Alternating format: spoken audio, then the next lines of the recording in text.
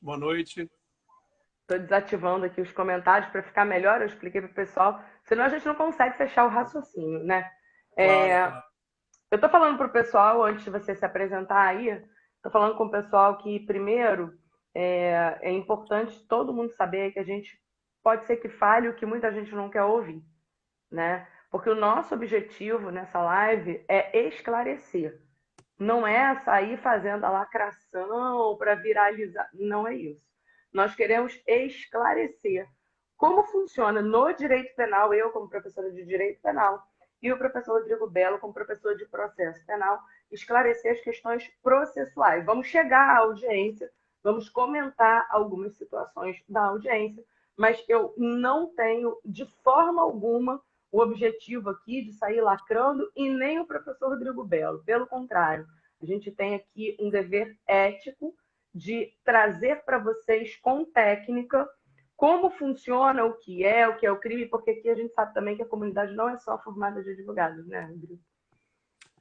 Muito bem, pessoal. Olha, primeiro de tudo, boa noite a todos. Boa noite a Cláudia, que é uma grande professora, uma grande amiga. Para quem não me conhece, eu sou professor de processo penal já há alguns anos e Ih, o advogo na meu já área até criminal. escondi.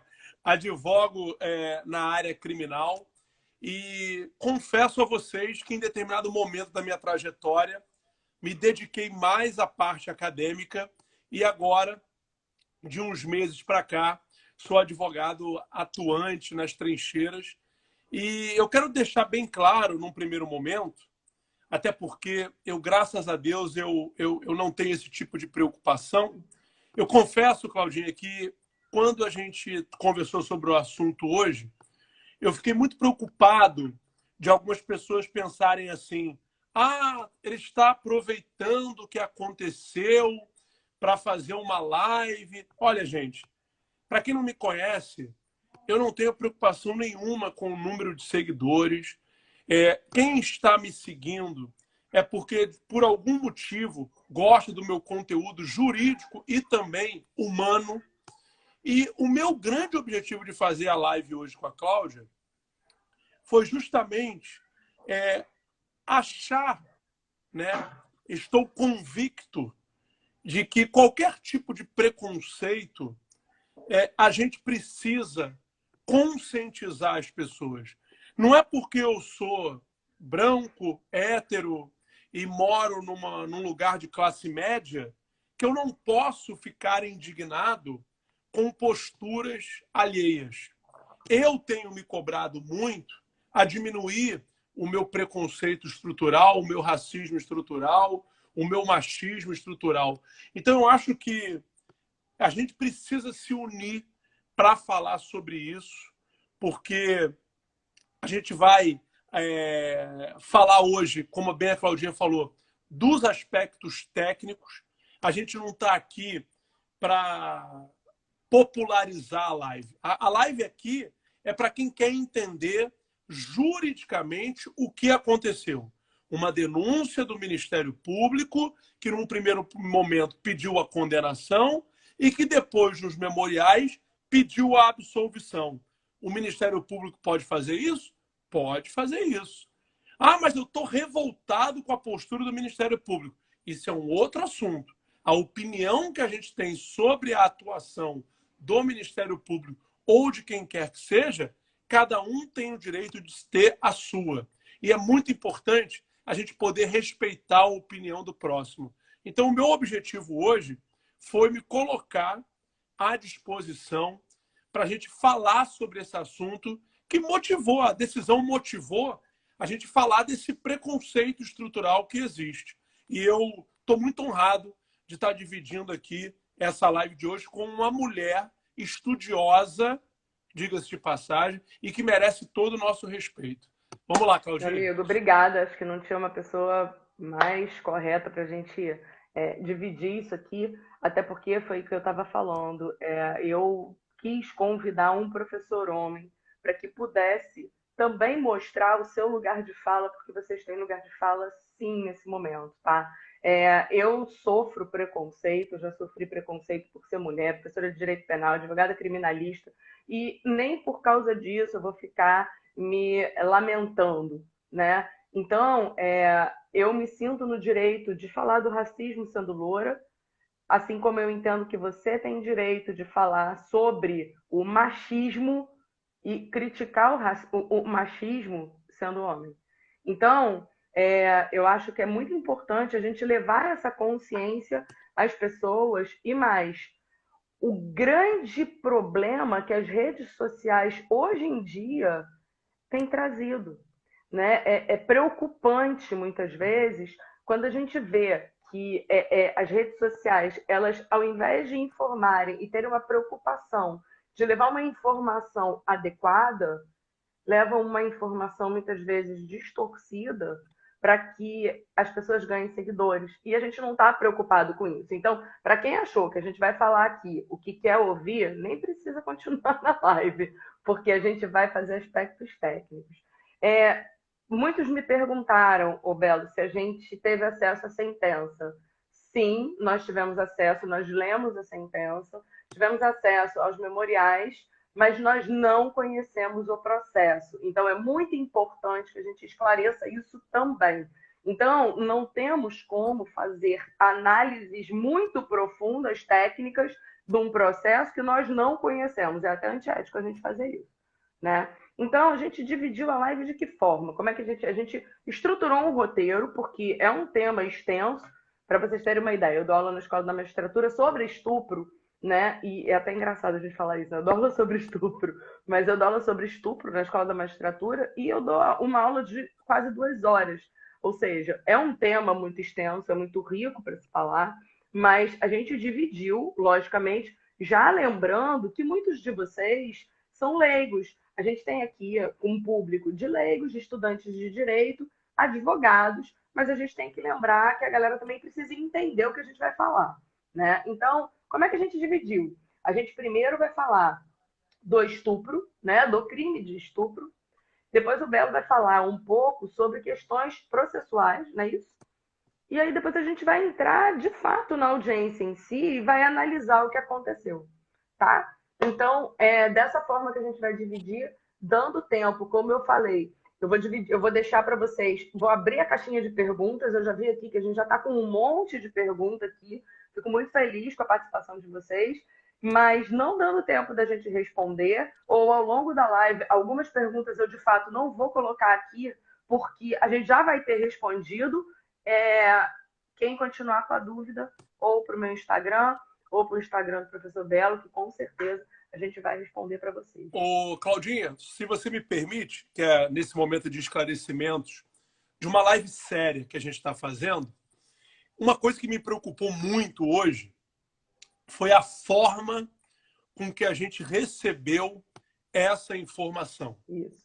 A gente recebeu a informação por um veículo de comunicação, que tem todo o direito de dar a notícia. Agora, me preocupou muito, e preocupou toda a comunidade jurídica, a forma com que ela foi dada. Estupro culposo. Isso assustou todo mundo. Da onde que tiraram esse termo estupro culposo? Então, é importante a gente registrar o seguinte, 2 pontos. Número 1, a mídia, ela pode até ser muito bem intencionada, mas cuidado com o que você lê. Eu acho que chegou o momento... Cuidado com o que replica, né? Exatamente. Chegou o momento da gente ter uma mídia especializada. A gente tem um comentarista esportivo, o comentarista de economia, o comentarista de política. Eu não estou dizendo para eu ir, por exemplo, na televisão e dar uma aula de direito, nada disso. A gente precisa mostrar para a população em geral que o que é certo, o que é errado. Concorde a gente ou não, né? Porque a mídia pode noticiar e deve noticiar. A gente tem que ter um ambiente democrático, a liberdade de imprensa. Mas é muito triste, às vezes, a gente vê a forma com que é noticiada. Eu, há muitos anos, lá no Paraná, eu praticamente morei lá em Curitiba, Eu venho estudando processo penal e mídia, a influência da mídia no processo penal, o sensacionalismo, às vezes, que a mídia faz. Então, muito cuidado, porque eu quero registrar aqui. Verdade seja dita, justiça seja dita. Em nenhum momento das 51 páginas da sentença está escrito estupro culposo. É isso. Ponto. Eu acho importante começar assim. Bom, lembrando ainda, né, e foi bem boa essa sua intervenção, então já quem achava que a gente ia defender aqui o que a mídia colocou, não, foi um tanto quanto irresponsável a forma que foi feita para chamar a atenção das pessoas. E é esse cuidado, principalmente para quem for advogado ou estudante de direito, que esteja assistindo a gente aqui, vocês tinham que fazer uma promessa para a gente de que vocês, todas as vezes que vocês forem replicar algo jurídico, tenham cuidado para ler o conteúdo daquilo que vocês estão replicando. É um pedido que a gente aqui, como professor, já uma geração talvez até à frente de muitos de vocês aí, mas a gente como professor, a gente se assusta muito, né? E uma outra coisa que em sala eu sempre falo, e quando eu abri a live, já tinha muito aluno aqui, ex-aluno meu, e muita gente já cansou de me ouvir. Preste atenção, porque eu não quero que você concorde, eu quero que você entenda. Então, muita coisa que a gente vai falar aqui não é para você necessariamente concordar, mas basta que você entenda aonde a gente está querendo chegar. Então, vamos nós? Para você respeitar a opinião do outro, você não precisa agredir a outra pessoa. Por mais que ela tenha uma opinião diferente da sua, você não precisa agredir a outra pessoa. A gente pode conviver. A gente pode conviver com pessoas que têm opiniões diferentes da nossa, com educação. Eu sempre boto isso no meu Instagram. Gentileza gera gentileza. E um outro detalhe, Cláudia. Isso eu já conversei com você e já percebi isso de você. Nós somos professores que nos aproximamos muito dos alunos. Os alunos me encontram em escola de samba, os alunos me encontram tomando cerveja. Mas a gente sabe separar o momento de brincar e o momento de dar uma aula séria. A nossa proposta aqui é, tecnicamente, esclarecer. O meu sonho, Cláudia, é uma pessoa que está assistindo hoje a nossa live, quando acabar a live, explicar para as pessoas de casa o que realmente aconteceu de forma técnica. Então, esse é o nosso objetivo. Exatamente. Então, vamos lá. Vamos primeiro falar um pouquinho do crime de estupro, né? Para quem desconhece a expressão, o Código Penal ele vai trazer o crime de estupro hoje no artigo 213 e traz também o tal do estupro de vulnerável, né? Que muita gente desconhece a figura do estupro de vulnerável e muitas vezes, em muitas situações, a gente encontra o estupro de vulnerável acontecendo. Quem é o estupro? Bom, o estupro do artigo 213, e aí eu não vou entrar em polêmica do crime como era, como ficou. Hoje, o estupro consiste, a primeira figura que a gente vai falar é a prática da violência ou grave ameaça para que o indivíduo tenha com a vítima conjunção carnal ou atos libidinosos, praticar com a vítima ou permitir que com ela se pratique. Então, a gente precisa saber que o estupro ele tem a possibilidade de um papel ativo da vítima e um papel passivo da vítima. Então, uma vez houve uma notícia quanto à possibilidade de estupro virtual. Pode ter estupro virtual?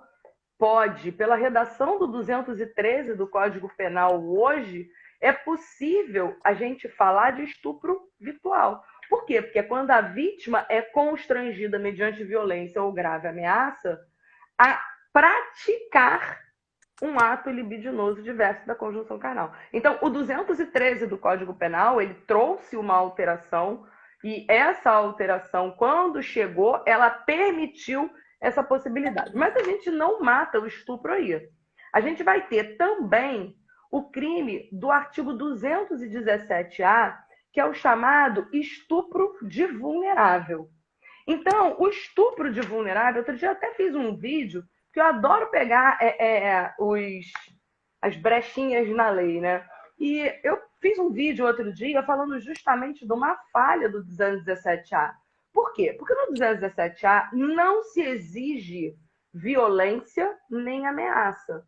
E que violência é essa que a gente estava falando lá do crime de estupro? A violência é a violência física.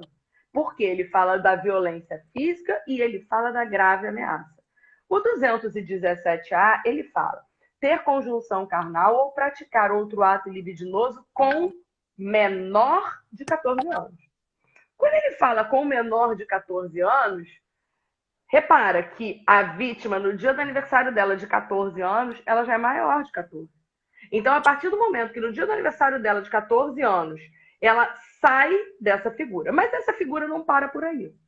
Então, muita gente fala, o estupro de vulnerável para o menor de 14 anos. Então, o menor de 14 anos que vier com todo amor e carinho, consentir a prática de um ato, ou um ato libidinoso, ou uma conjunção carnal, esse menor de 14 anos já foi vítima de estupro já.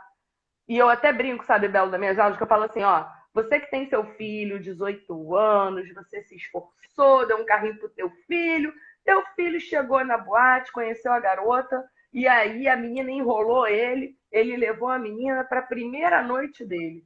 Só que a menina era uma menina que tinha 13 anos e aparentava ser maior. Nesse caso, se ela, porventura, consentir o ato e ele desconhecer, estamos diante de uma modalidade de erro, né? Que é onde talvez pudessem tentar chegar nessa sentença. Bom, o parágrafo 1º, ele traz a seguinte situação que creio eu que tenha sido um primeiro ponto, que tenha sido um equívoco, pode ser, no qual falaram o seguinte: incorre na mesma pena quem pratica as ações descritas no caput com alguém que por enfermidade ou deficiência mental não tem o necessário discernimento para a prática do ato, ou que por qualquer outra causa não possa oferecer resistência. Então vamos lá. Qualquer outra causa não possa oferecer resistência. Veja, aqui a pessoa está completamente privada de entender o que está fazendo.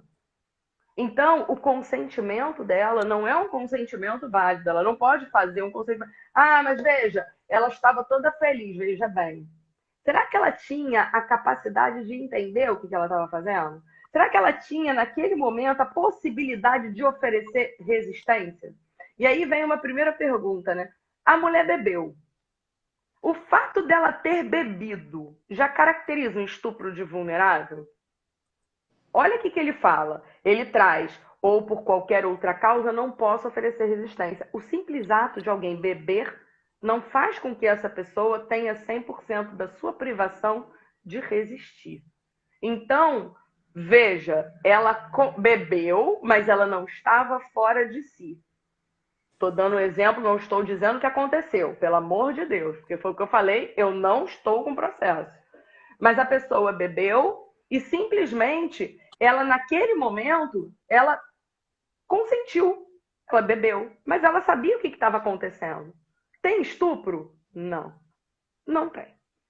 Mas olha só, não tem. Para que a gente fale do estupro, a coisa muda de figura. Ela está permitindo prática de carícias, ela vai permitindo.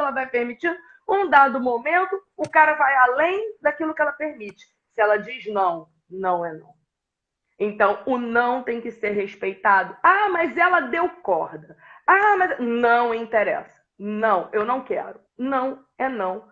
Bota a tua roupinha e vai embora. Né? Então, assim, é importante a gente esclarecer, em primeiro lugar, quem é o estupro de vulnerável, quem é o próprio estupro, né? E essas diferenças. Para que a gente tenha o 217A, parágrafo 1º, ela não pode oferecer resistência. Se ela, naquele momento, bebeu, mas tem a capacidade de resistir e não resistiu, não tem estupro. Tem consentimento válido, né?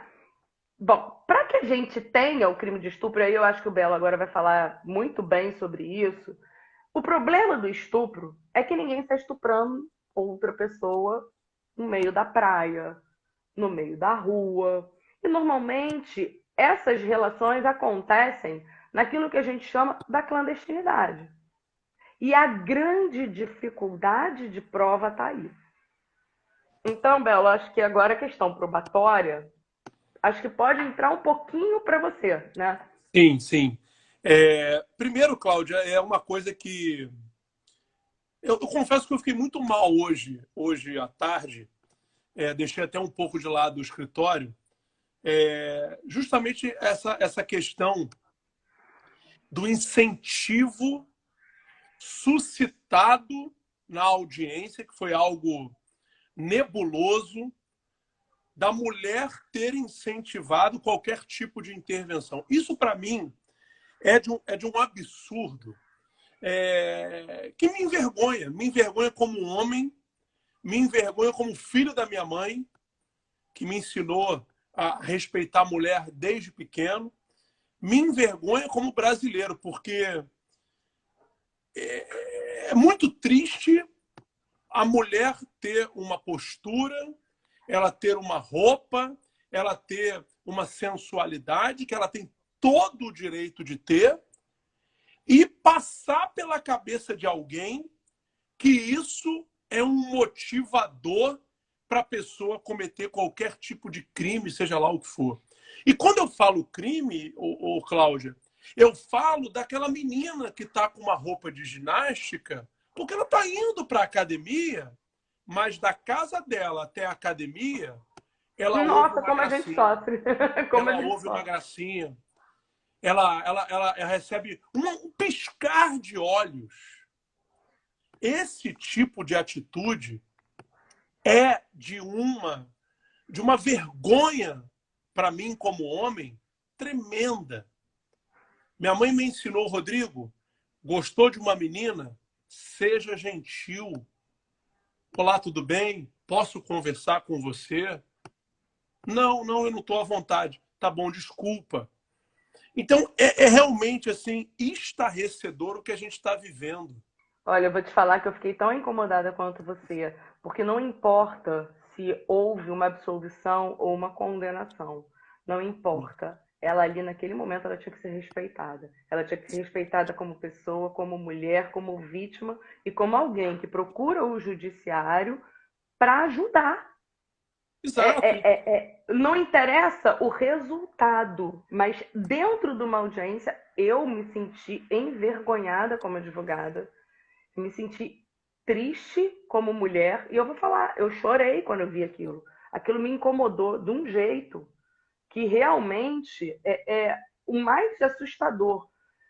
Para mim, além de tudo, é que os crimes sexuais correm em segredo de justiça.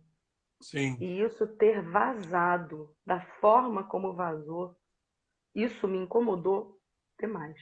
E na verdade, Cláudio, eu fiz essa minha primeira intervenção porque eu não estou nem falando especificamente do caso. Porque Uhum. eu não sou uma pessoa leviana de chegar e falar a sentença foi justa ou a sentença foi injusta. Eu Exato. jamais vou fazer isso, porque eu estava até conversando hoje com meu amigo Tiago, que é um grande juiz de direito, e a gente estava falando o seguinte, Belo, num crime como esse, de intimidade, é muito importante a questão da inteligência emocional envolvida, da linguagem corporal das pessoas. Então eu não posso, no conforto da minha casa no Rio de Janeiro, pegar 50 páginas e me colocar acima do bem e do mal e dizer Exato. que quem está certo e quem está errado. Eu jamais vou fazer isso. Eu não sou uma pessoa perfeita, nem quero ser, mas injusta eu não vou ser. Então, o grande motivo de eu estar aqui é porque a gente precisa, eu no meu grupo de amigos homens, a gente se conscientizar que a postura de um colega está sendo uma postura machista. Porque nós vivemos numa sociedade machista. Cláudia, quantas vezes eu já falei para o meu pai não tratar a minha mãe daquele jeito? Quantas vezes eu já fiz isso? Aí o meu pai, Rodrigo, eu fui criado assim, um senhor de 78 anos. Falei, pai, nunca é tarde para a gente mudar. Trate a mamãe com mais delicadeza. A mamãe não é sua empregada. Mas, de repente, ele teve uma educação, até porque os meus avós eram assim, o homem trabalhava e a mulher Sim. cuidava da casa. Então, Eu realmente, independente do caso ou não, porque eu acho que me preocupa também a gente receber as informações decotadas, né? A gente só recebe ali o auge do negócio, a gente não sabe o contexto todo, né? Então, estão crucificando o juiz, estão crucificando o promotor com aquele cenário que a gente viu. Com aquele cenário que a gente viu.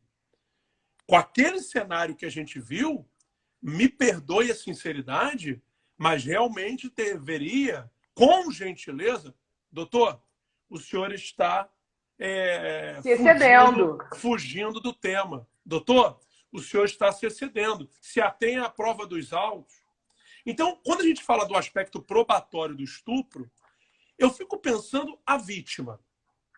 Vamos falar da vítima, que normalmente é uma mulher. Se você pegar as estatísticas, normalmente é uma mulher. Sim. As pessoas não olham muito para a vítima. As pessoas têm vergonha. Eu fico imaginando a vida dessa pessoa, dessa menina hoje.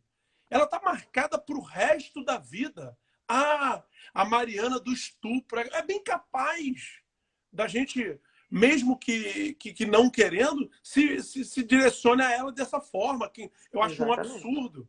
Ela tem nome, sobrenome, tem uma família, é uma trabalhadora. Então, as pessoas têm medo de falar.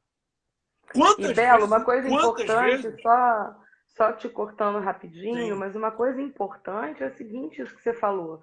As pessoas vão rotular, nesse caso, a vítima. Por quê? Sim. Como é o nome do acusado.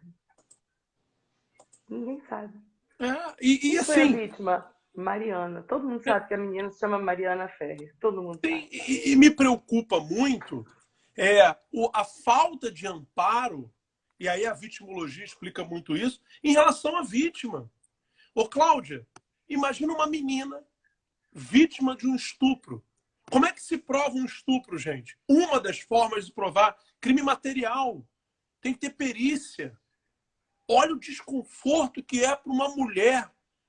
Para uma mulher já é desconfortável ir para um ginecologista, quanto mais uma menina. Não, e que é um ambiente que ela tem confiança, né? Que ela tem confiança, agora vai para o IML. Exato. Então, assim, é muito complicado a aferição desses crimes de intimidade. Eu acho que a gente tem que olhar mais para a vítima no processo penal. Eu estava conversando com o Tiago hoje.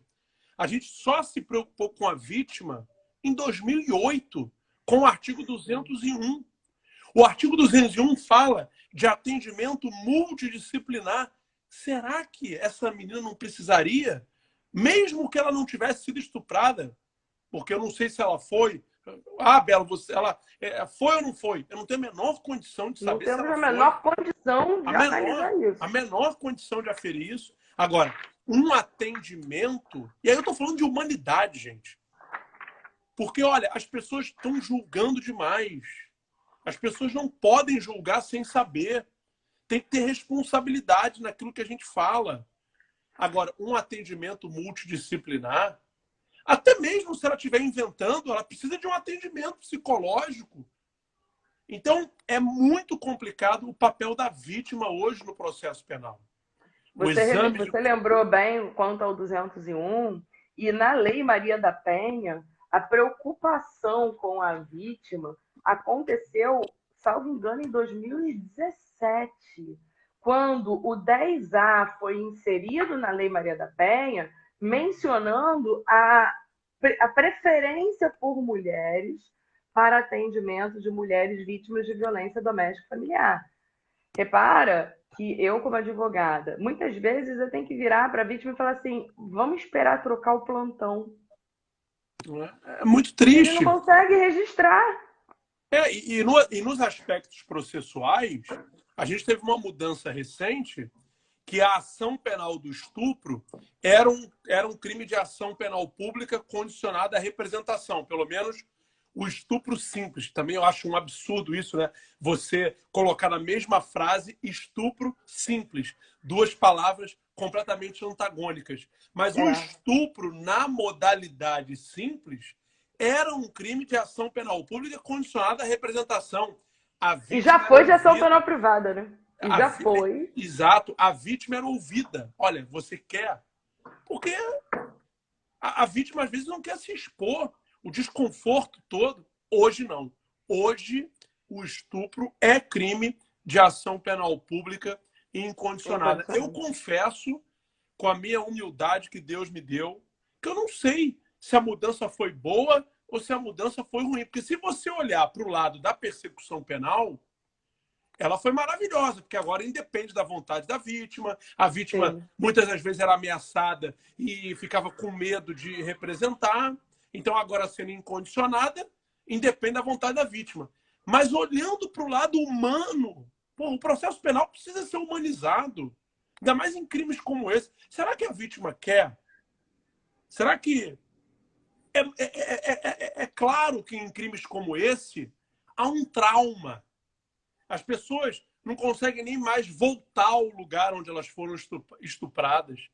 Elas mudam de cidade. Ela vai ter que ter um acompanhamento, terapia, um acompanhamento clínico com pessoas especializadas. Então, me entristece muito no que eu vi hoje a falta de amparo. A falta de amparo com a vítima. Não, mais uma vez, não sei se ela foi vítima, se o rapaz cometeu ou Sim, é não, suposta vítima, não é importa, né? suposta No vítima. processo ela estava como vítima. E eu acho que Agora, e me assustou também ela estar desacompanhada de isso. advogado. Agora, ninguém, e eu quero deixar isso gritando nessa live, ninguém, e me envergonha ter visto o que eu vi hoje, ninguém tem o direito de tratar uma pessoa da forma com que ela foi tratada. Isso realmente... Olha, eu como advogado criminal, e um dos motivos de eu ter voltado assim 24 horas por dia na advocacia criminal foi para combater o preconceito. Porque o advogado tem um papel muito importante. Porque se um amigo meu, um cliente meu é vítima de um preconceito, ele não sabe nem para onde ir, o que ele pode fazer. É o advogado que vai instruí-lo da forma correta. Então, eu, como advogado, eu tenho meus limites. Eu estava conversando com muitos hoje que me procuraram que a nossa advocacia, os princípios constitucionais, acima de todos eles, ampla defesa, contraditório, devido processo legal, existe a dignidade da pessoa humana. E a dignidade da pessoa humana é em relação ao juiz, ao promotor, ao advogado, ao servidor, a quem quer que seja. As pessoas estão economizando no bom dia, no boa noite, no por favor, no obrigado. A pessoa estava ali numa condição de vítima, ela não merecia ser tratada daquele jeito. E nem Muita o gente me acusado, perguntou e nem o quanto ao acusado, 142 do e Código Penal, né? nem o acusado, Cláudia, merece ser tratado desse jeito, por mais repugnante que seja o crime. De jeito nenhum. No De jeito barzinho, nenhum. no barzinho, tomando uma cerveja com os meus amigos, eu xingo quem quer que seja. Agora, nos autos, num ambiente democrático, No ambiente que você tem uma expectativa de justiça, né? Então, É realmente, muito grave. eu fiquei estarrecido. Se eu estava animado com a minha advocacia, eu estou mais ainda agora, porque eu quero mostrar no dia a dia que é muito importante você respeitar o outro personagem, o outro ator. Eu fui agora numa delegacia e falei assim, doutor, o senhor tem todo o direito de ter essa interpretação, porque eu, quando analisei o caso, eu tive duas.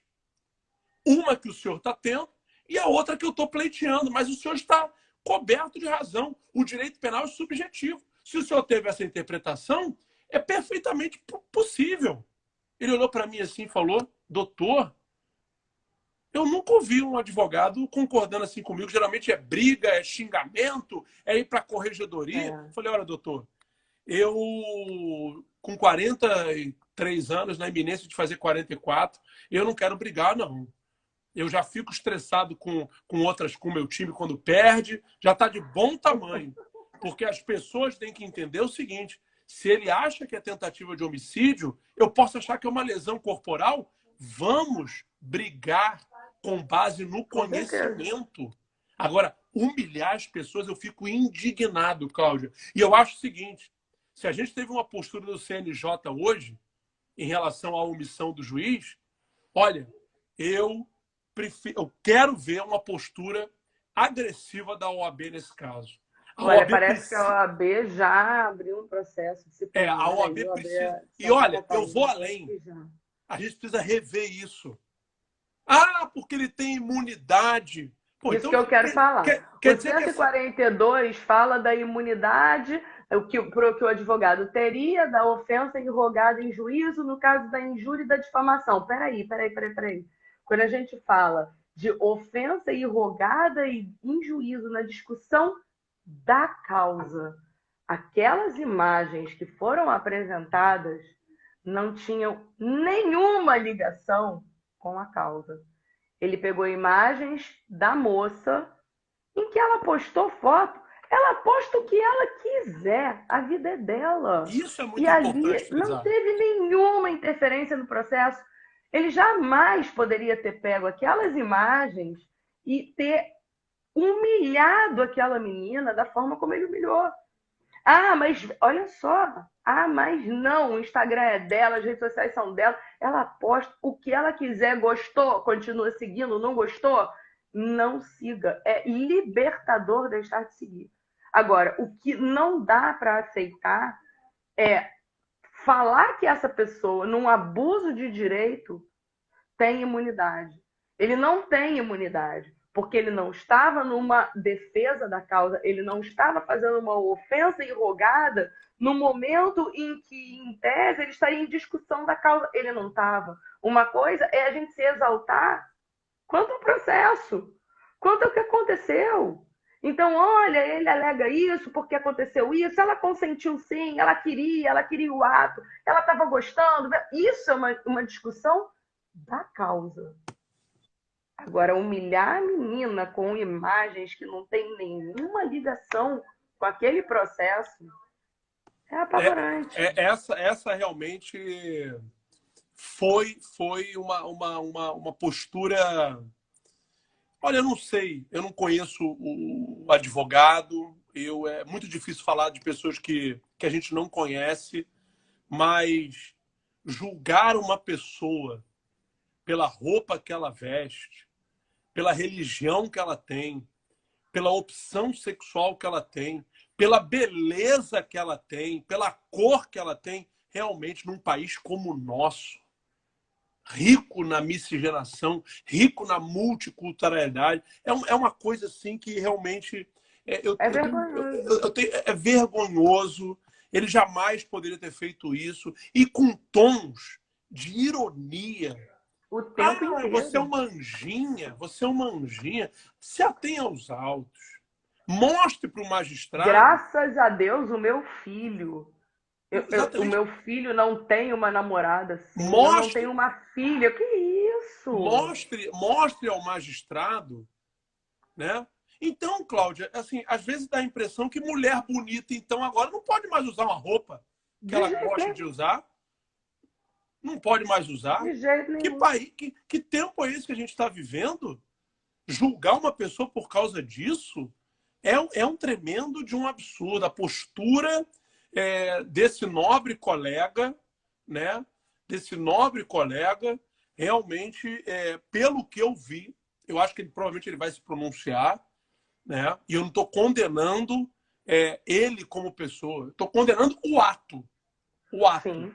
Nenhum advogado, quem quer que seja, poderia ter tido uma atitude dessa. Você levantou uma bola interessante aí, que foi do elemento subjetivo, né? E o pessoal precisa entender o que é isso. Sim, Porque sim. quando a gente fala no direito penal do elemento subjetivo, o que a gente está querendo dizer? A finalidade do indivíduo. O que está passando na cabeça daquela pessoa. Mas para que a gente possa punir alguém no direito penal, qual é a regra? O crime doloso. A regra é a existência de crime doloso. A culpa, ela é a exceção. E no direito, tudo que vem a ser exceção tem que vir expresso em lei. Então, para que houvesse a possibilidade, muita gente falou, estupro culposo, é possível, isso existe. Olha só, para que haja a possibilidade, por acaso, de um estupro culposo, no mínimo deveria haver uma previsão legal. E essa previsão, ela não existe. Então, a gente já começa por aí. Então, não tem que discutir o sexo dos anjos, do cabimento, do não cabimento. Não, não existe no Código Penal. Não existe. Ah, Cláudia, mas aí o estupro... Olha só, segundo, a gente leu a sentença. Eu li a sentença 2 vezes. O Belo leu a sentença. Nossos colegas, ilustres colegas, leram a sentença. Professores queridos, muitos queridos de vocês também, e ninguém achou referência naquela sentença de estupro culposo. Isso me preocupou muito. Por quê? Porque por si só, eu acho que aquela imagem da audiência já chocaria. Por si só, aquela imagem já assustaria. Mas aí a gente tem que pensar também, Belo, no lado humano. É a mistura do ruim com o bom. É importante a gente saber que isso acontece, né? E precisamos sim que as mulheres façam barulho quando isso acontece, que não tenham medo, porque sempre vai ter pessoas como o Rodrigo, como outros colegas que vão estar dispostos. Eu vou estar aqui para ajudar e eu também não tenho medo disso não, tá? Estou aqui para ajudar no que for.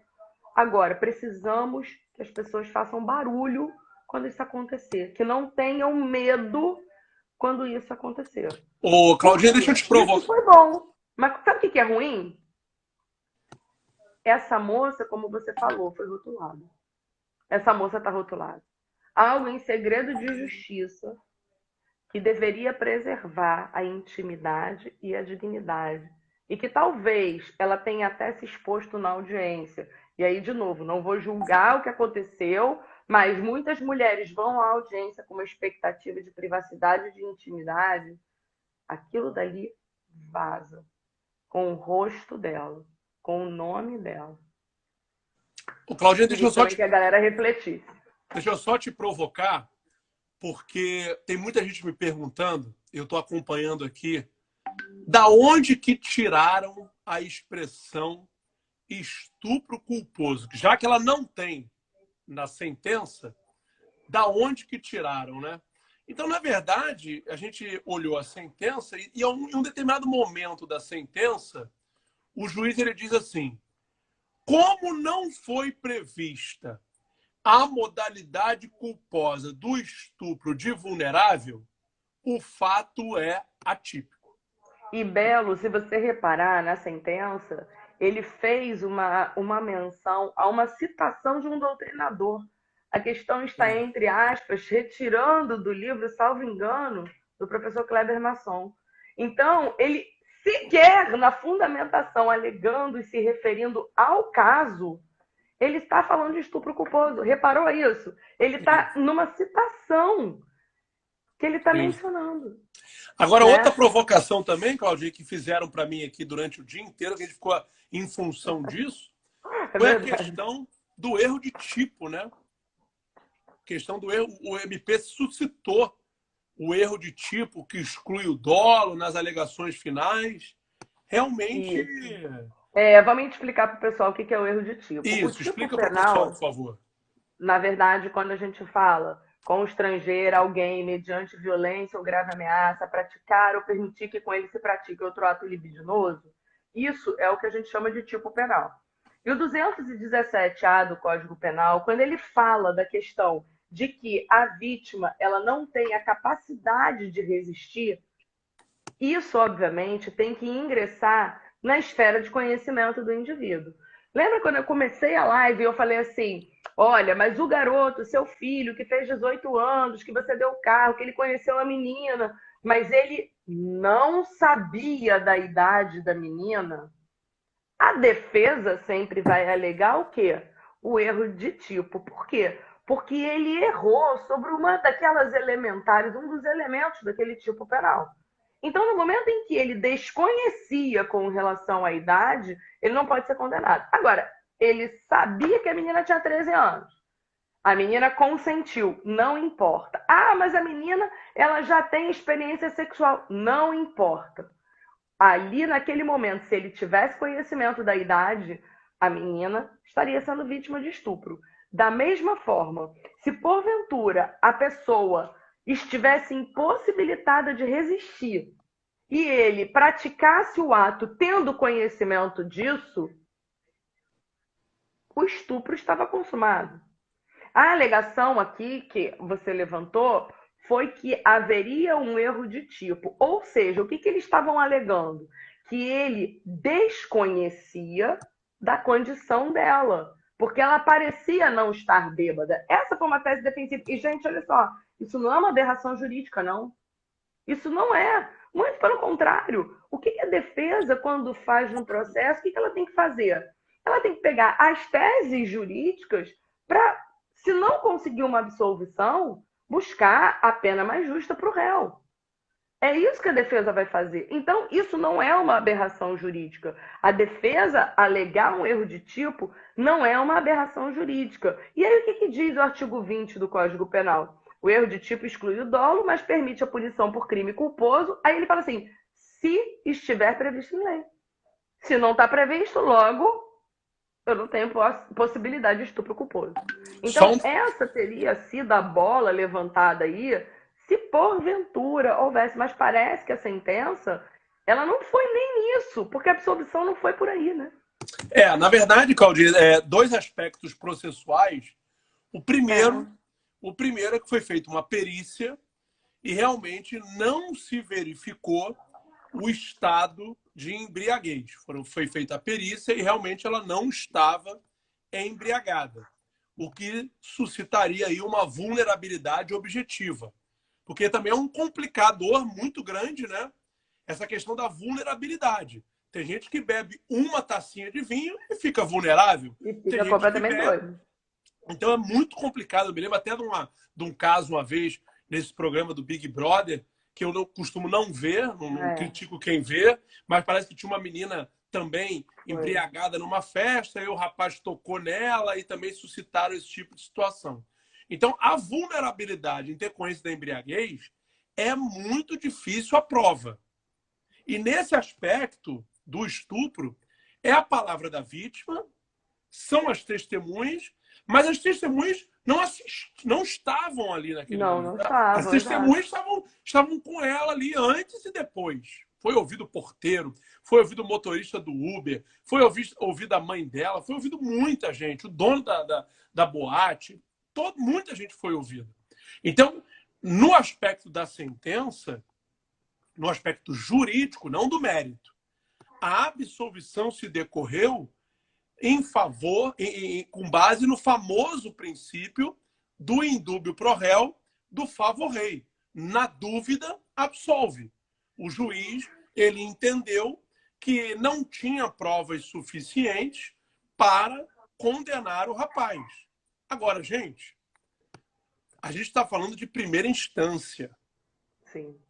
Eu não tenho a menor dúvida que o assistente de acusação, e aí é importante frisar isso, quando sai uma sentença penal, quem é o dono da bola é o Ministério Público e a defesa. Eles têm 5 dias para apresentar a apelação. O assistente de acusação, Belo, ele pode recorrer nesse período? Não. Ele pode complementar um recurso interposto pelo MP, caso o MP recorra. Imaginemos que, nesse caso, o MP não recorra. Ao que parece é o que vai acontecer. Já que em Parece que essa sentença foi publicada dia 9 de setembro, é porque agora que veio à tona. Né? Então, assim, o MP recorreu. Eu não sei também como é que está prazo processual, pandemia, aquela coisa toda, né? Suspensão. Mas, assim, o MP, ele tem 5 dias para recorrer. Caso o MP não recorra, o artigo 598 do CPP traz a apelação supletiva, que inclusive tem até uma divergência se começa a contar no último dia do MP ou no dia seguinte, porque no dia seguinte estaria configurada a inércia. Então, o assistente de acusação ele pode recorrer com a inércia do MP. E aí, eu acho que vai ter muita coisa ainda para se falar.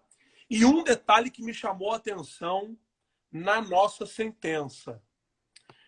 O juiz deixou categoricamente escrito na sentença que quando o MP pede a absolvição, eu ia falar isso, que a gente hoje falou sobre isso, né? O juiz estaria obrigado a absolver. Isso é um tema dos mais divergentes. Tem uma primeira corrente que diz não. Ele, inclusive, verdade seja dita, quando ele começou na sentença a falar do sistema acusatório, citando Jacinto Nelson de Miranda, citando Ferraioli, é uma sentença muito bem feita. Agora, ele tem a posição, ele, juiz, ele tem todo o direito de ter, de que quando o Ministério Público pede a absolvição, o juiz estaria obrigado a absolver. Isso vai ao encontro do artigo 385 do CPP, que diz justamente o contrário. Que mesmo com o pedido de absolvição do MP, que o juiz pode condenar. Mas tem colegas, e aí todo respeito a essa opinião, que dizem que esse artigo não fora recepcionado pela Constituição porque ele não consagrou o sistema acusatório.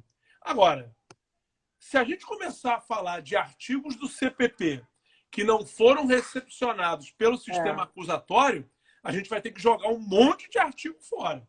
Monte de artigo fora. Porque toda vez que o juiz age de ofício, ofende o sistema acusatório. Então é uma discussão também impressionante que ficou em segundo plano. Porque, para a gente não alongar muito, né? O que motivou essa live de hoje e o que está dando o que falar, Jornal Nacional e tudo, é realmente até que ponto, Cláudia, e aí eu vou morrer sem saber, mas até que ponto o machismo dos personagens envolvidos influenciou nesse julgamento. Porque você pode perceber que a pessoa que é machista ela não vai falar, não, eu não sou machista. Então eu quero saber até que ponto o machismo estrutural influenciou aquele julgamento. Porque, olha, eu não me conformo com essa questão de mencionar sensualidade alheia para motivar um crime de estupro. Isso é uma coisa que me envergonha e a gente tem que bater, tem que se unir. Como você disse muito bem, lugar de mulher é aonde ela quiser, ela tem que botar a roupa que ela quiser e os homens precisam respeitar isso. Respeitar. Não é porque ela está com uma saia curta que isso me dá o direito, que é isso, gatinha, fazer qualquer tipo de insinuação. E isso não pode acontecer. Isso a gente tem que acabar. O motivo de eu ter feito essa live com você foi justamente esse. E a gente tem que acabar com esse tipo de situação. E eu mesmo vou policiar. Eu mesmo me policiar. Assim, ô Belo, uma coisa que eu levanto a bola, você falou do teu pai e da tua mãe, e uma coisa que eu levanto muito a bola é a seguinte, todas as vezes que eu vejo algo que meu pai, por exemplo, venha falar que me desagrada quanto a minha mãe, uma vez eu tive uma briga feia com ele que eu peguei e falei assim, vem cá, vamos pensar o meu marido falando assim comigo, como você ia se sentir? Então, é aquela velha história, como você se sentiria ouvindo a sua filha sendo tratada desse jeito? Então, eu acho que homem tem lugar de fala, sim. Né? Eu acho que é importante a gente também trazer esse ponto, porque a gente tem que parar com isso, parar com essa questão de que porque você é homem você não pode falar. Não, você pode, você deve, porque você mostra que você é consciente, porque você respeita o próximo. E é isso que a gente tem que trazer. Eu vou colocar algumas coisas rapidinho aqui. Eu vou só te dar, Claudinha, duas questões que a gente não percebe. Eu tenho muitos amigos negros, né? Eu vivo no mundo do samba, eu tenho muitos amigos, eu tenho familiares negros. E um dia eu estava aqui em casa, né? Inclusive assistindo um DVD do mestre Jorge Ben, que tem uma música lindíssima, Negro é Lindo. E aí eu comentei assim, pô, o Rock, que é um amigo meu negro, Rastafari, maravilhoso e tal, pô, não sei nem se era o Rock na época agora, acho que foi o meu, não me lembro quem era. Pega esse criado mudo aí que tá aí do lado da cama. Aí ele virou para mim, irmão, eu sei que não foi sua intenção, mas você sabe que criado mudo é uma expressão que mencionavam os escravos que ficavam parados ao lado da cama para servir água para os senhores? Isso é fruto de um racismo, essa expressão? Cabe a mim, Cláudia, nunca mais falar isso. Nunca mais falar, é lógico. Nunca mais. E quem falar, orientar. Orientar. O que custa a gente falar mesinha de cabeceira, né? Outra coisa, uma vez eu saí com um grupo, 2 casais, né? Aí a minha amiga resolveu pagar a conta inteira. Ela tinha recebido uma promoção, ela recebeu e fez uma gentileza pra gente. Aí, 5 dias depois, eu perguntei para ela, vem cá, como é que tá lá o relacionamento, o namoro e tal? Ela falou, Belo, eu não quero mais sair com aquele rapaz. Eu falei, o que houve? Você acredita que ele não gostou de eu ter pago a conta? Aí eu falei, peraí, como é que é isso? Ele não gostou. Segundo ele, eu humilhei perante vocês. Eu falei, olha, não é possível. Não é possível! Eu devo viver em outro país, Cláudio. Eu devo Em viver em pleno outro século país. XXI a gente ouve isso, né? Exatamente. Qual é o problema? Então, são essas atitudes pequenas que a gente tem que se unir e combater. Porque isso é um absurdo. Qual o problema ter uma chefe mulher? Hoje eu trabalho num curso que a minha chefe é mulher. Que lindo isso! Ser coordenado por uma mulher. Qual é o problema disso? Qual é o problema? Se ela está ali, ela deve ter lutado muito mais que o homem. A verdade é essa. Eu vou colocar algumas perguntas aqui. A maioria que eu vou pular, na verdade, a gente já abordou. Mas eu vi uma pergunta legal da nossa amiga querida, da Mariana, em que ela coloca o seguinte: vocês acham que o julgamento pode ser anulado por ter vazado? Então, a primeira pergunta é pergunta processual, presentinho para você. Olha, primeiro, né, a Mari é uma querida amiga, professora. Ela sabe muito bem do tema que a gente está falando. Ela tem uma sensibilidade muito grande, muito grande. E Mari, eu acho que tudo vai depender do prejuízo que esse vazamento vai gerar daqui para frente. Porque quando a gente fala de nulidade no processo penal, a gente tem que falar da palavra prejuízo. E a pergunta que eu deixo é a seguinte: com esse vazamento, para mim a imparcialidade foi comprometida. Totalmente. Você imagina, Cláudio, os desembargadores que vão julgar essas sentenças. Esse caso, né? Os desembargadores que vão julgar esse caso ao emitirem o seu acórdão. Você imagina se a matéria chega no STJ, porque hoje não existe mais privacidade, não existe mais nada. Está errado ter vazado isso. Eu fiquei sabendo, não sei se é verdade, que isso vazou porque foi um hacker que entrou no site do tribunal e vazou essas imagens. Não soube como a Intercept teve acesso a isso. Exatamente. Olha só, olha a gravidade disso. Então a minha resposta é: tudo vai depender do prejuízo para a imparcialidade da causa e para as partes, evidentemente, acerca desse fato. Ainda vou além, tudo vai depender, inclusive, quem gerou o vazamento disso. Porque se foi a própria vítima, será que vai ter, nesse caso, prejuízo? Aí entra também uma outra questão. A gente tem um princípio no processo penal que ninguém pode se aproveitar da própria torpeza. Está lá no Código de Processo Penal. Então ela não pode. Vou jogar isso na mídia, que vai todo mundo ficar a meu favor, e aí eu venho marretando na nulidade. Isso não pode ser feito. Eu estou feliz aqui porque, pelo que eu estou vendo das perguntas, muita gente está falando que leu a sentença. E eu acho que isso é importante, né? Tem Sim, sim. muita gente aqui mencionando que leu a sentença e que a sentença simplesmente não fala nada do estupro culposo, como realmente não fala, né? Quando a gente falou, essa sentença, como a gente já falou, aconteceu em setembro, né? Aí aqui está vendo uma pergunta, que também é uma pergunta interessante da gente esclarecer. Se o estupro de vulnerável tem a ver com a capacidade penal e civil? Não, querida, não tem.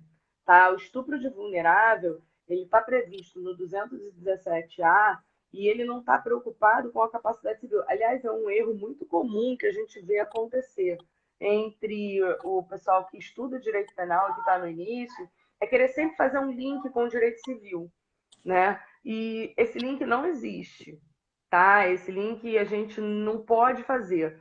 Por quê? A capacidade penal, primeiro, a maioridade penal, ela vai ser analisada em conjunto com o tempo do crime, né? Então, eu vou me preocupar com o momento da ação ou omissão. Então, eu vou analisar a capacidade penal dentro do que traz o 26 e o 27 do Código Penal. Então, antes de mais nada, a gente tem que pensar nisso. Quanto à vítima, ele menciona idade. Então, o artigo é expresso ao falar vítima menor de 14 anos. Então, foi o que eu mencionei. 13 anos, 11 meses e 29 dias é menor de 14 anos? É. É estupro de vulnerável? É. A vítima tem 14 anos. É estupro de vulnerável? Não é.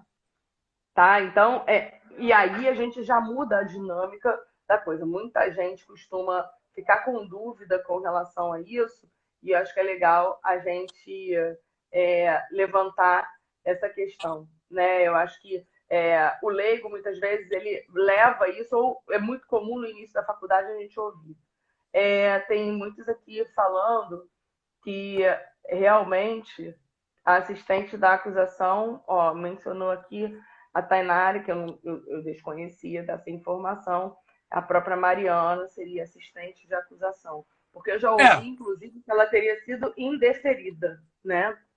Na verdade, Então, a assistência de acusação, pessoal, é a vítima, né, que contrata um advogado para ser o assistente de acusação. Vem mais uma decisão do magistrado, foi possivelmente correta?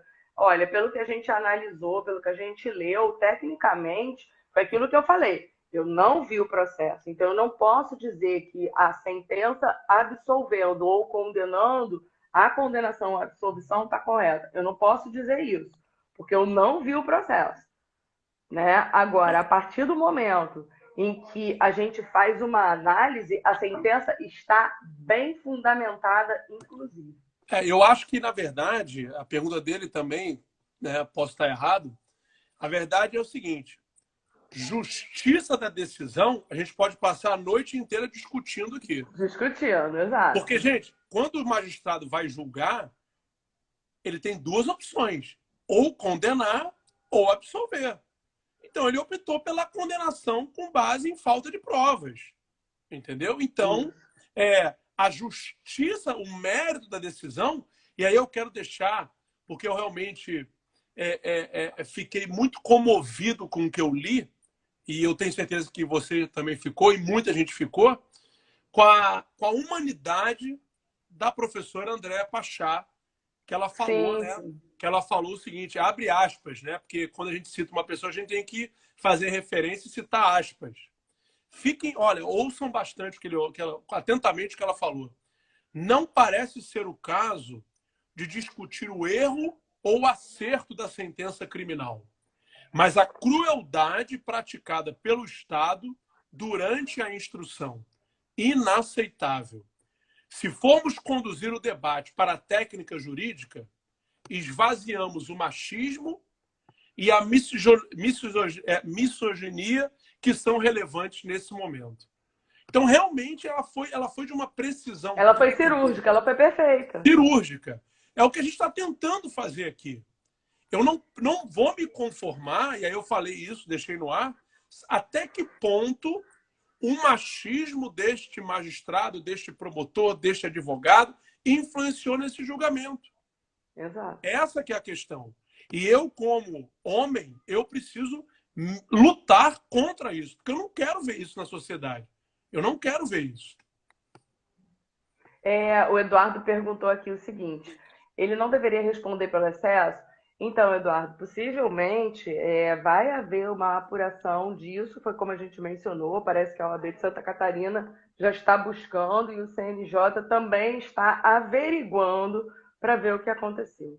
Né? Aqui, dentro daquilo que a gente falou, pior ver o parquê que pediu absolvição. Lucas, a gente não conhece o processo.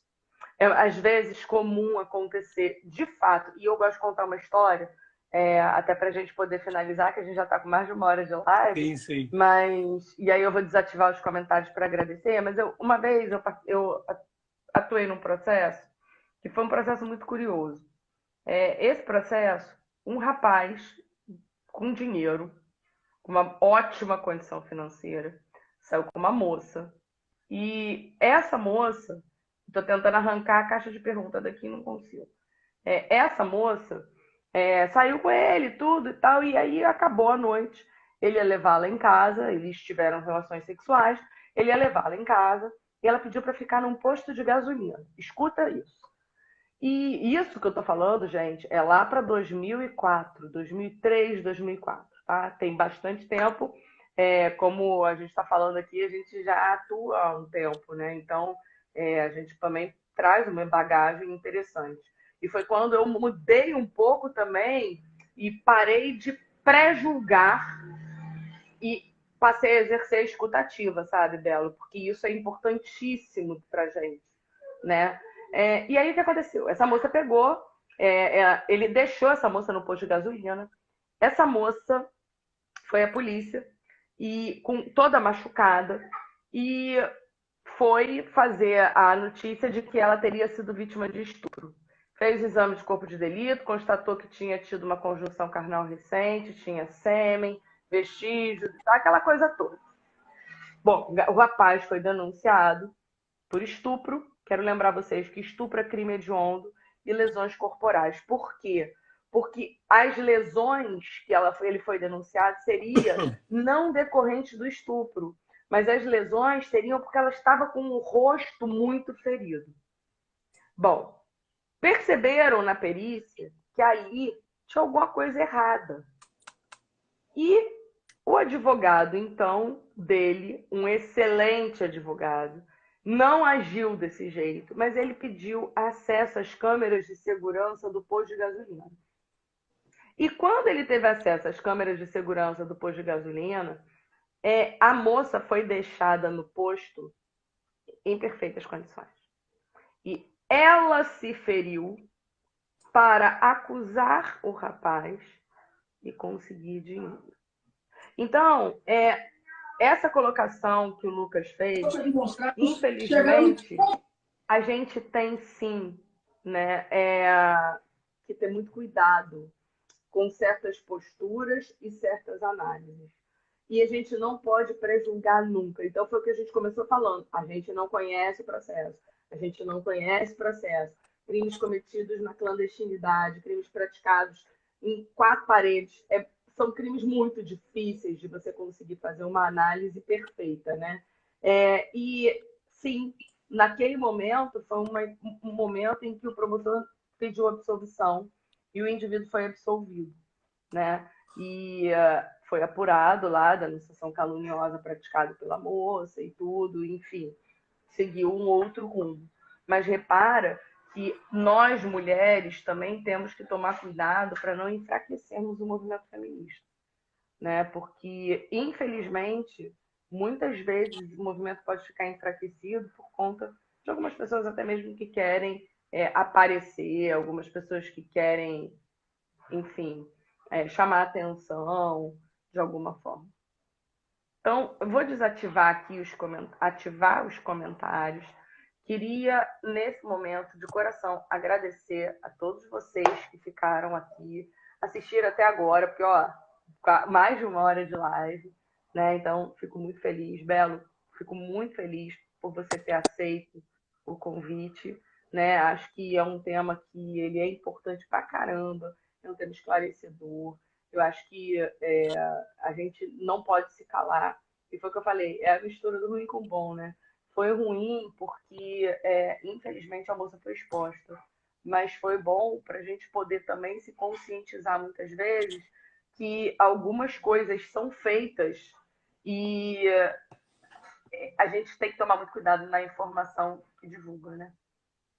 Olha, eu estou muito grato de poder exercer a minha indignação contra qualquer tipo de preconceito e qualquer tipo de machismo.